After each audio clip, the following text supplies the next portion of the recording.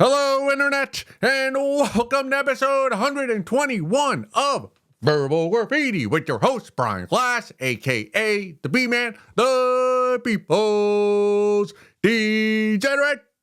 I am wearing glasses purposely because I need to disguise myself. I have 20/20 vision. Yes, there was a point in time where I did put that on my resume. It did not get me employed anywhere, anytime at all. Lots of thanks, but no thanks. We don't want you. So I wear these glasses.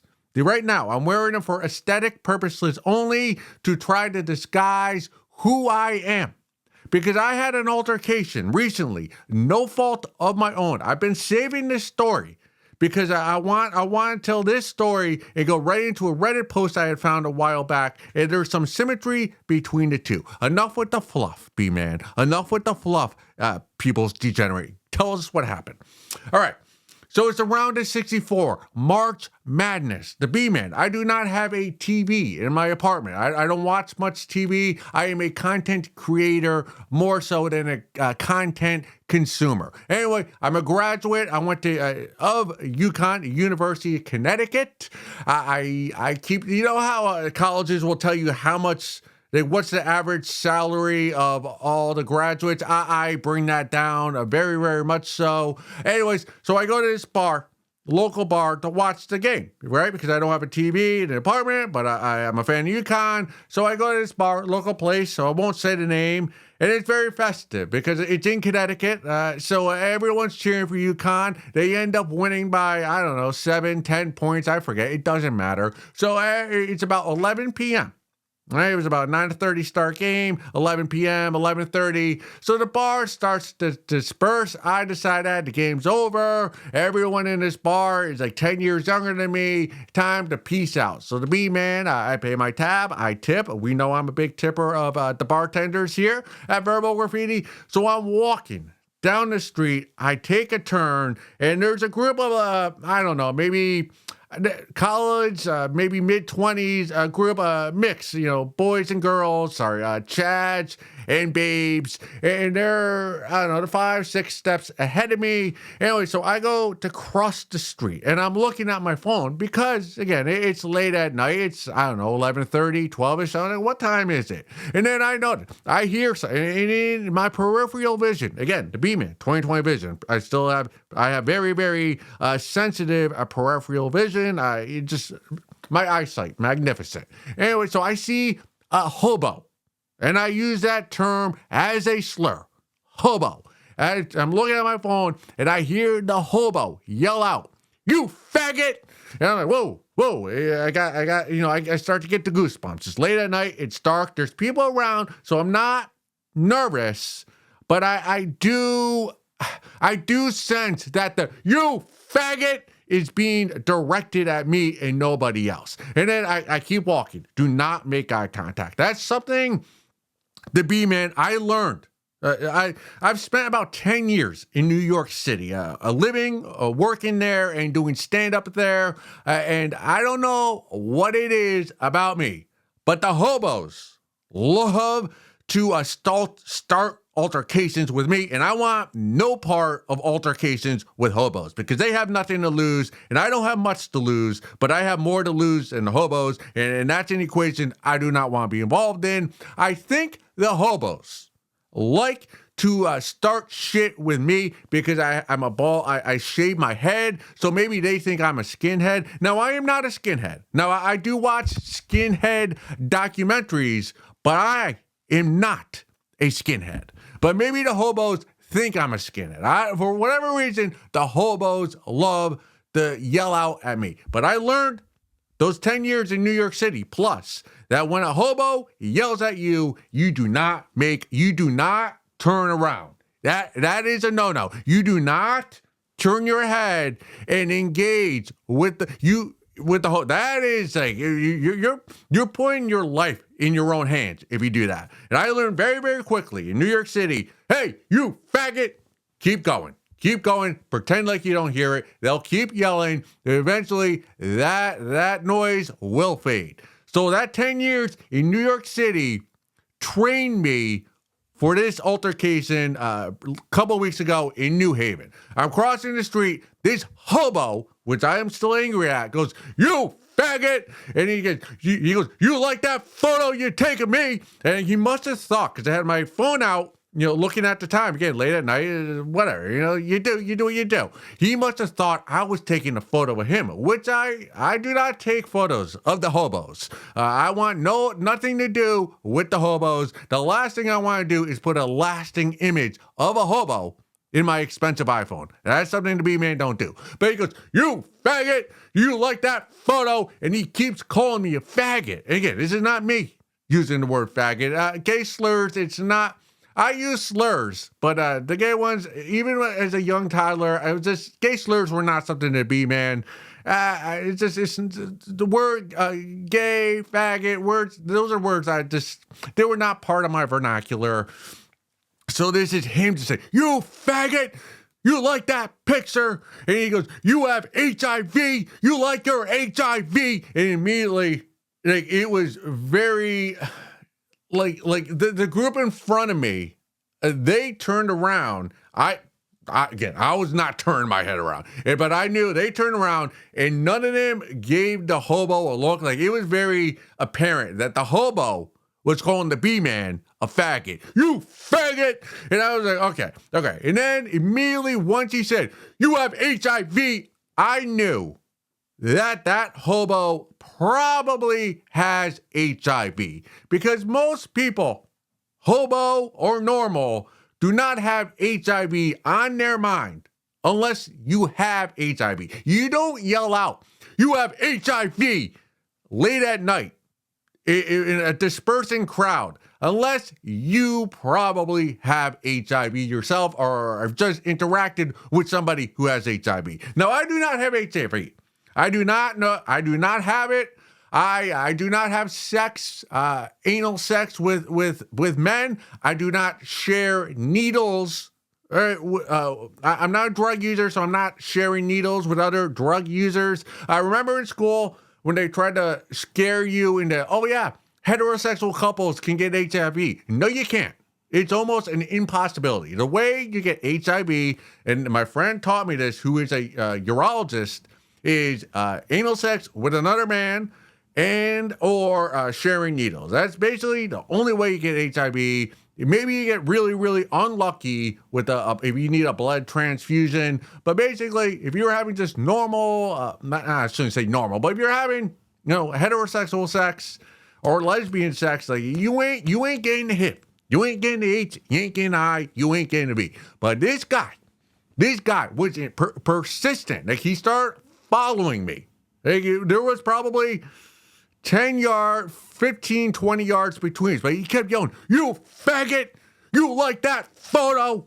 You got HIV! You got HIV, you faggot!" And he kept getting more angry, more intense, and I did not turn my head. I am not engaging with a hobo who is calling me a faggot and accusing me, the B-Man, of having HIV. That is an altercation, 11:30 at night, I am not going to have. All right, UConn won the game. I'm happy. I am not going to ruin it by turning around and potentially getting into a physical fist fight with a hobo that very likely has HIV. That's not how I want my life to go down. All right, my life is down.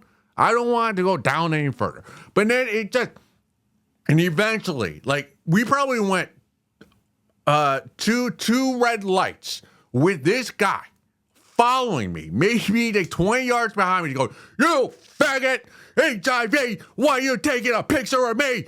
Faggot, you got HIV." And he just kept, and he was intent, and eventually, like, I don't know what happened to him. Like, maybe he just dropped dead of his HIV, of his hobo-ness. I don't know what happened. He disappeared in the night. Hobos are very good, very adept at disappearing after yelling at you. I learned that in New York City as well. But after that altercation, like, if there was a cop with a baton, a billy club, beat the shit out of him. Beat the shit out of him. In downtown New Haven, there are cops there. I am radicalizing myself. Once a homeless person, a hobo, not homeless, not a bum, a hobo, starts trying to cause shit with just a guy, the B-man, anybody for that matter, just walking, minding his or her own business. Once you yell out and use any kind of slur, or accuse anybody of having a deadly disease, if a cop hits him over the head with the butt of his rifle or a billy or a baton, I'm not making a camera. I'm not taking my camera out. Good. That hobo has it coming to him. We need more cops. How do I say this? Okay. All right. Well, who's that guy who's to put his knee? All right. Derek Chauvin, the cop who killed, what's that guy's name? You know, a few years ago, like 8 minutes, and he choked to death. Cops should be allowed, if the hobos are engaging with just normal people, put the knee on the neck, 7.5 minutes, like within 5 breaths of his life. Right? Don't kill him, but scare him a lot and beat the shit out of him. Honestly, if I saw a hobo yelling out at just a normal pedestrian, go, "You faggot, you got HIV," and a cop came and just started beating the shit out of that hobo, and guys or gals start taking out their cell phone to take a video, I would take my shirt off and block their phones so that cop didn't get in trouble. I mean, come radicalized, man. You should be allowed to walk a city block without being called "you faggot, you got HIV," and potentially getting an altercation. So that just, can I not walk 2 blocks without somebody asking me for money or accusing me or yelling out slurs, convincing people I have HIV? I do not have HIV. I do not have HIV.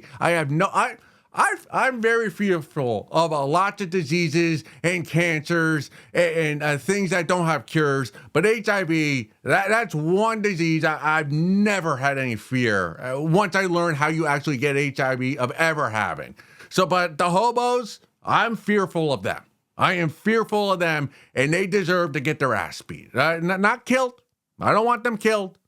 But if they got a few teeth knocked out, and I don't hate all hobos. The B-man, I will tell you, at the next day, the next afternoon, I saw another, I won't use the word hobo, because to me, that's a slur. This was just a bum, a regular street bum, a jolly fellow. He had a bright yellow wool hat on. It was spring, but, he had winter clothing, he had boots. He was joyful. He was talking to another street bum, and the guy, he just cracked open a tall boy, a Natty Ice tall boy, the blue can, 24 ounce. He didn't even have it. He wasn't even brown bagging it. It was middle of the afternoon, 2 p.m., cracked it open, sidewalk for anybody to see, started sipping it, and then I walked by him. He had a smile, no interaction at all. And that guy, cool. Let that guy live on the street. Let him live his life. Let him drink, have an open container in public in the middle of the afternoon. I fuck with that guy. Not fucking back and forth, but if that guy gets beat up by a cop, hey, get the phone out, take a video, and that cop should be arrested. So that one, I'm with that guy. Hey, live on the street. I'm cool with you. But you start, you faggot, you got HIV. What, you're in that photo? Someone's got to knock you upside the head. So, there's 2 dichotomies. There are street bums that are lovely. And then there are hobos. And the hobos, they need a hobo knocked out of them. Let's get on to something I found on Reddit. Keeping the theme going along. This comes from the subreddit, Dark Confession Room. I'm rich and I like to screw over poor people. From 2009 to 2010, I invested a couple of thousand in Bitcoin. Over the fall of 2017, I sold it all. I'll let you estimate the math on that. We do not do math here at Verbal Graffiti. I also rebought the dip and sold again during the pandemic. I believe with every fiber of my being that the money makes me better than most of you, and I like being an asshole to poor people. I've gone full Karen on fast food employees just to make their days worse. I've told lies to get people fired. I fold up novelty bills and hand them over to beggars at red lights. I started doing gig work a couple times a month in an expensive luxury car and tell customers there's no need to tip because Uber Eats, DoorDash, etc. pay so well, and point to my car as proof.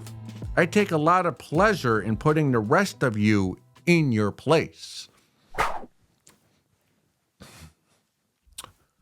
I did take joy in reading your post. Now do I agree or do I disagree with how you live your life, with your own personal philosophy? I fuck with 75% of what you're doing, and then there's 25% of me that thinks you need to get fucked. This is my theory. And you kind of learned in the opening what my theory is with the poor people. If you invade a poor person's pace, if you invade the place of poor people and you try to fuck with them, I can't fuck with that. Like that is a no-go for me. That is bad karma.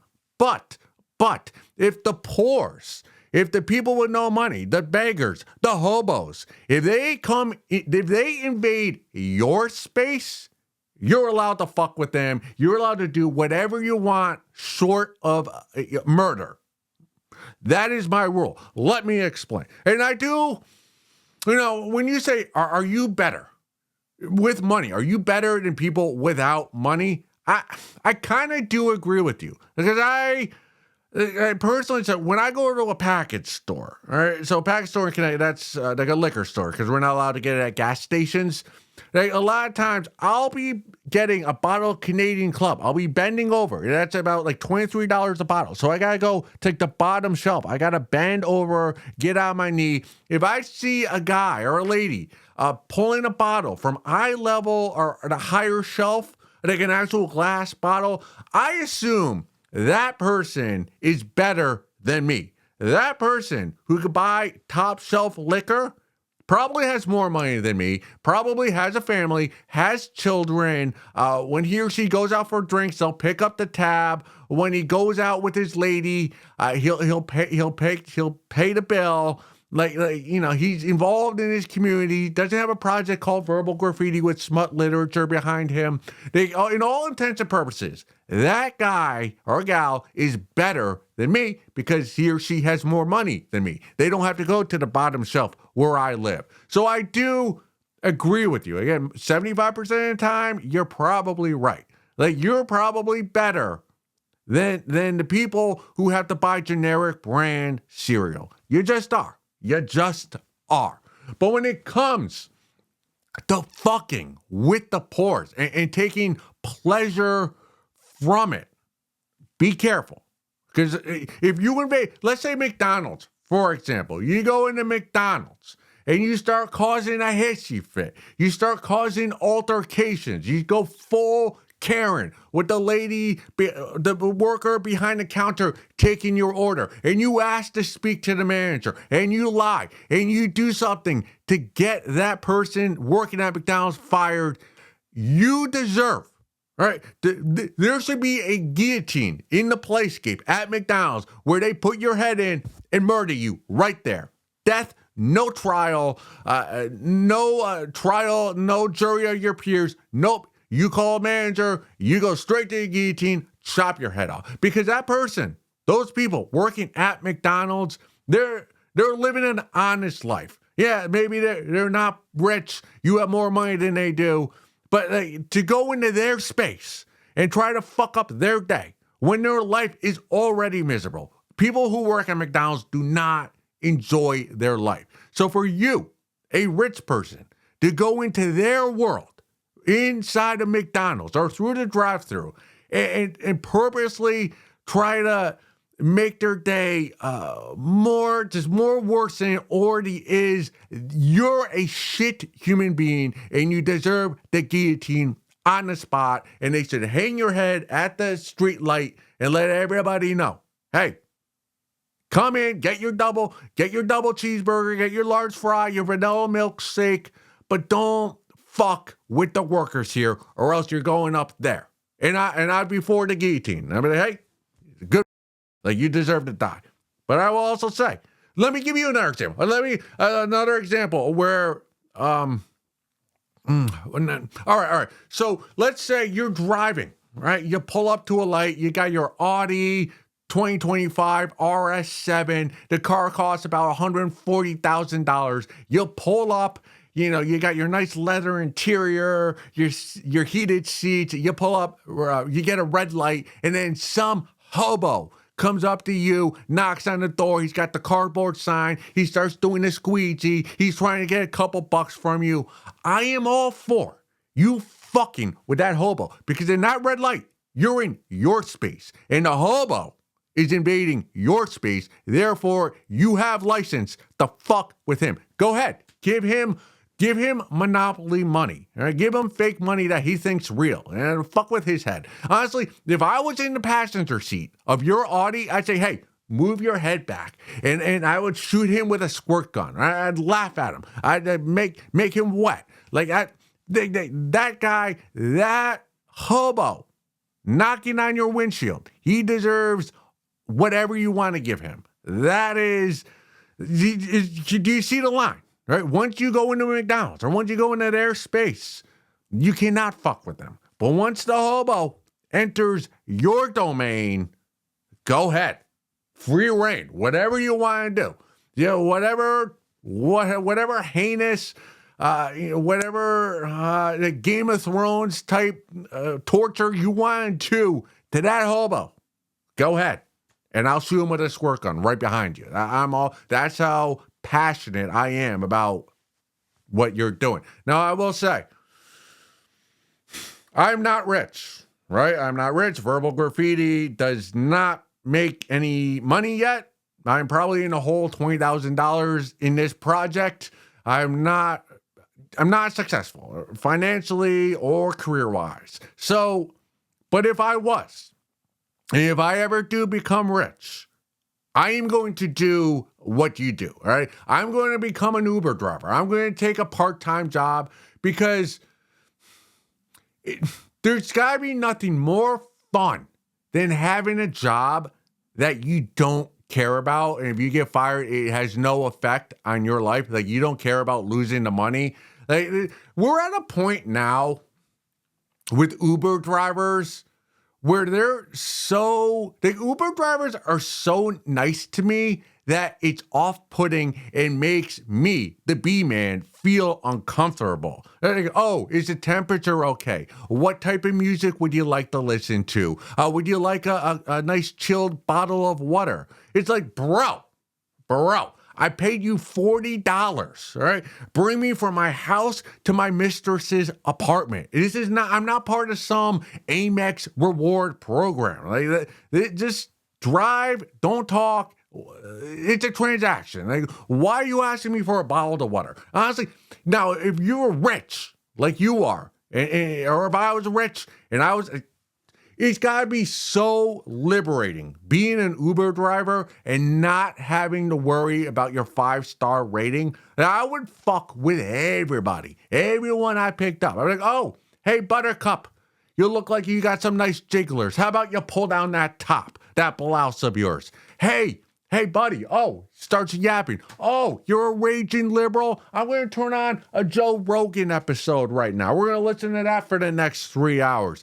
Somebody comes in and they have BO. Like, hey, buddy, very disrespectfully, I'm going to pull over and you need to get out of my luxury vehicle because you got BO and I don't want that in my vehicle. Everybody who comes into my car, I'm just fucking with them because if I don't care about my star rating.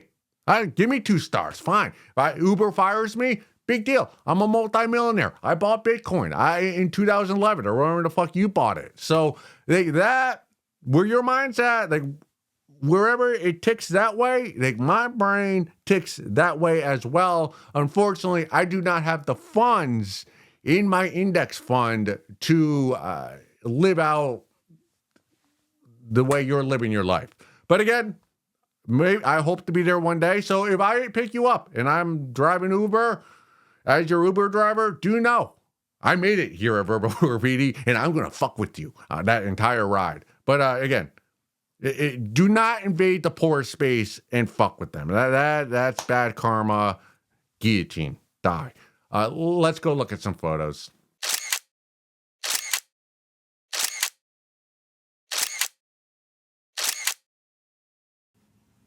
Five days a week, the B-Man does 50 burpees in a row.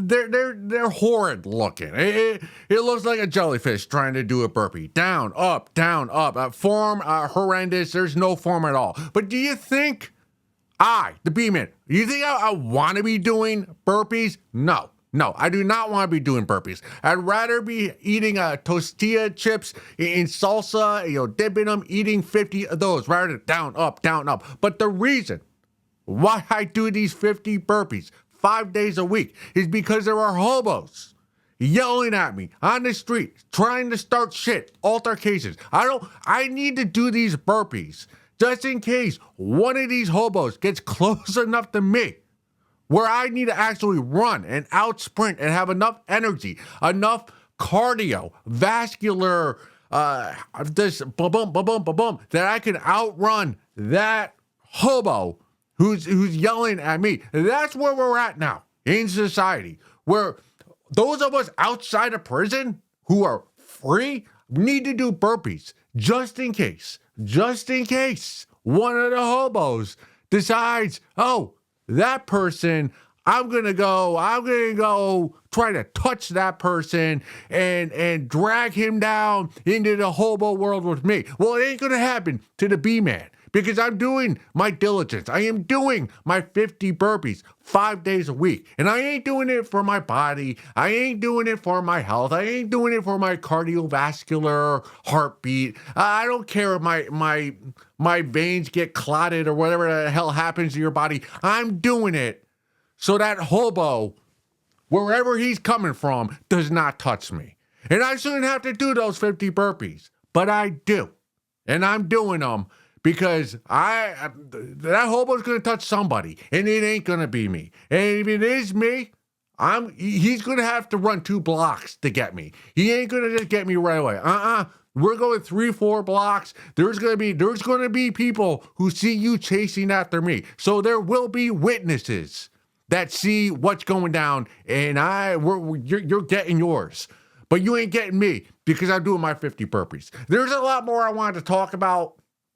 I had a thing about hemorrhoids, but these hobos on the street, New York, New Haven, every city, suburbs. I went to Kohl's. You go out to Kohl's. There's a red light. There's a guy with a cardboard sign. Help me. No.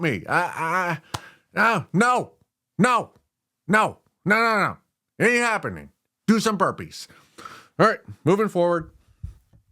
Found this one from a subreddit. This is a subreddit I frequent quite often. This comes from the subreddit Toilet Squirters Anon. Okay? Why so accepting of being pussy free? Early 40s, beta male here. Me as well. It's been a few years since I last had sex. Even before then, coming in the toilet was my main sexual activity. Let me repeat that sentence. Even before then, coming in the toilet was my main sexual activity. My question is, why are us on this sub like this? ?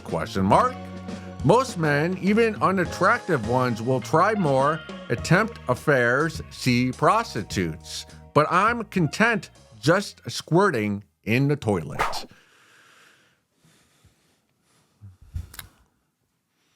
I can't boogie with you. I cannot boogie down with your mindset and where you're coming. What you need to do You need to have more respect for your semen and where you're squirting your sperm. Now, I am of the belief, the B-man, that squirting in, masturbating and shooting your cum into the toilet bowl, that's satanic. You should not. You need to have more respect for your semen and where it's being shot. Now, I'll admit, hey, B-man, have you ever squirted? Have you ever hawked a dick loogie in the toilet bowl? Yes, I have. I have. And there have been times when I've shared hotel rooms with people, or I've been on vacation with the family, or you're at your mistress's place. There were just times when you got to get it out, and the only thing available is the toilet bowl. But in my life, no more than 10 times has the B-man hawked a dick loogie into the toilet bowl. There's something about watching your cum this in the toilet water, just kind of spreading apart, and you jizz and you watch your cum, your love juices, and it's drowning inside a toilet bowl, and then you flush it down the toilet, and it goes in your semen that you worked so hard wanking to get it out of you. Like that semen is meant to make life, to make your offspring, your legacy. And then you're willingly shooting it into a toilet bowl to drown. And then you flush it down into some sewer system with all the shit and the pee and the tampons and the real mouth loogies and toilet paper. Is there anything more satanic you can do with your semen than that? I don't think there is. I do not think there is. Because you think about your semen for a moment, sir, if you will. You shoot your dick loogie, right? You shoot it out, and then your semen, your sperm, it hits the toilet water. Your semen, it doesn't have the brain we have. It's gonna naturally assume that toilet water is the vagina. And I go, oh, wow. And then he's going, well, why is it so cold? So it's chilly in here. Why is the vagina ice water? And then the sperm is in there. Like, why is there so much space to swim around? It's supposed to be tight, and it's supposed to be like a race of the milling of a sperm into that cervix. And then before it knows it, boom, dead, drowns to death. It is just, the B-man, I have more respect for my semen than to let it just drown atop toilet water. And so should you. You're right, you're sexless the last few years. You will not have sex with a real babe until you have more respect for your own semen. That's a promise from the B-man to all of you Johns. You will not be allowed to have sex with a babe until you respect your semen. All right, that's just fact. That's why I've always been probably since, well, the first few, we're not going to get into the first few years of masturbating. That's like 3 episodes worth of material right there.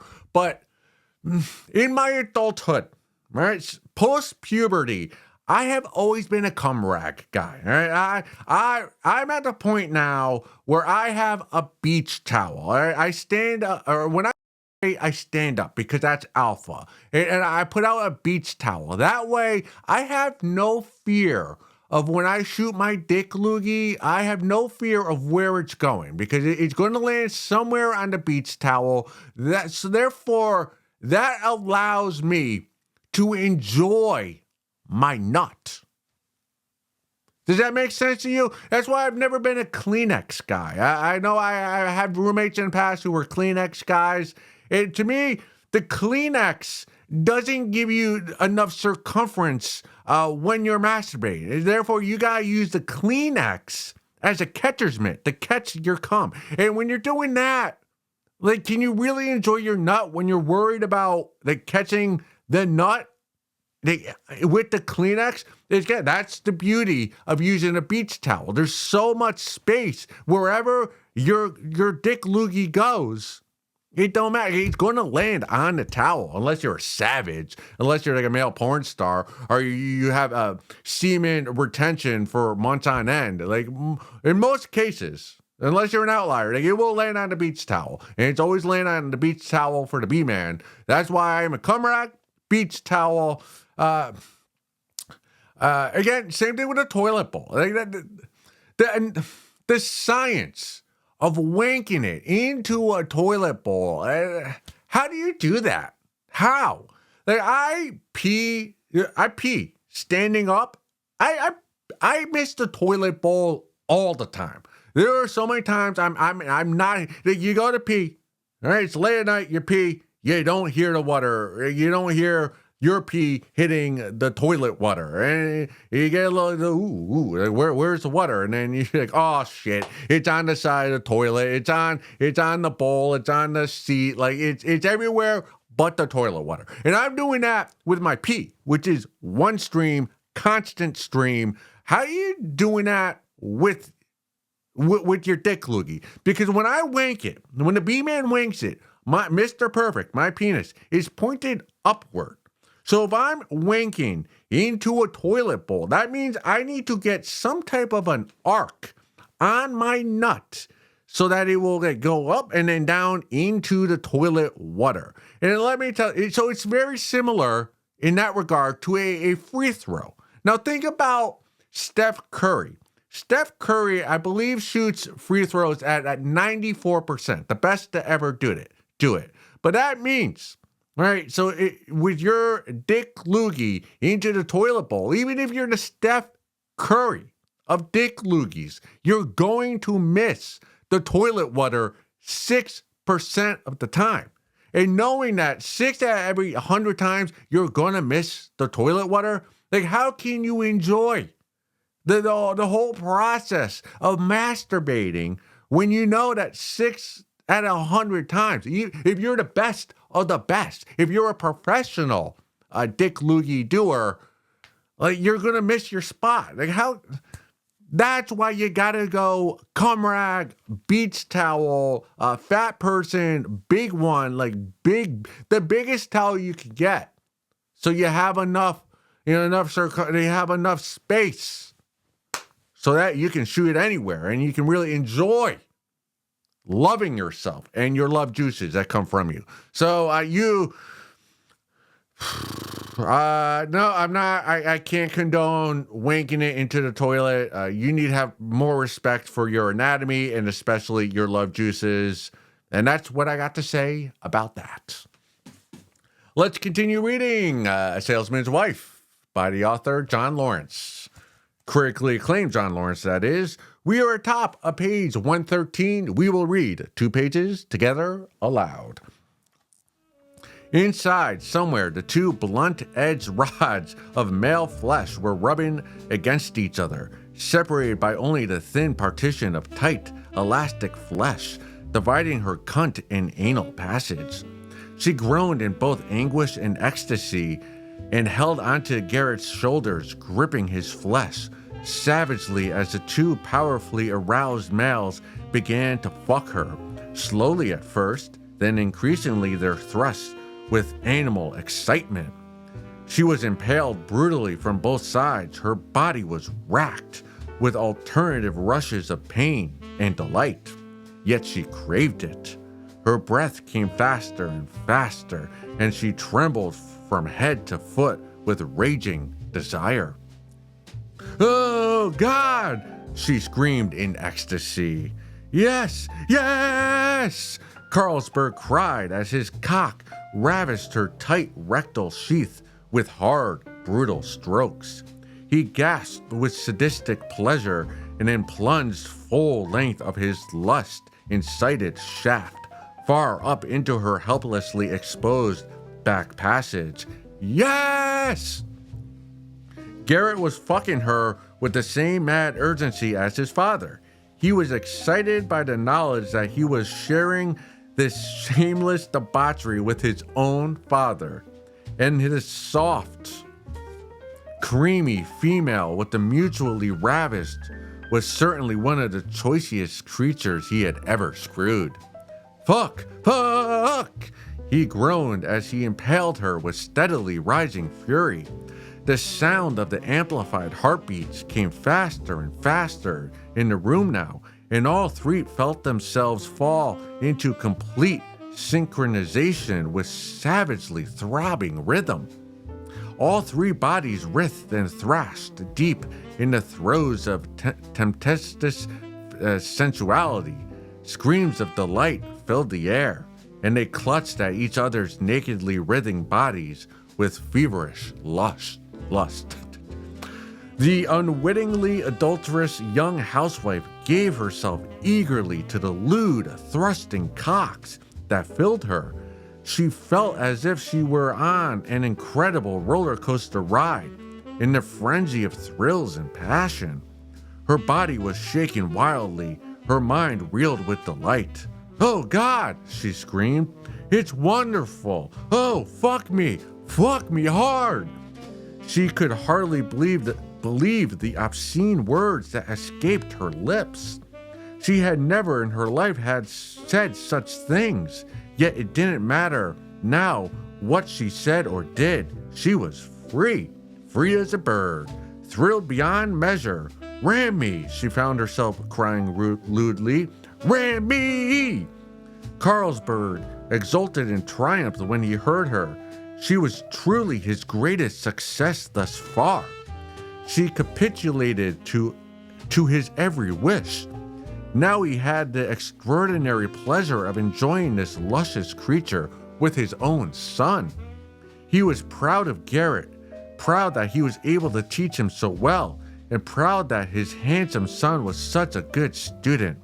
He could take his father's place someday and continue his debauchery therapy.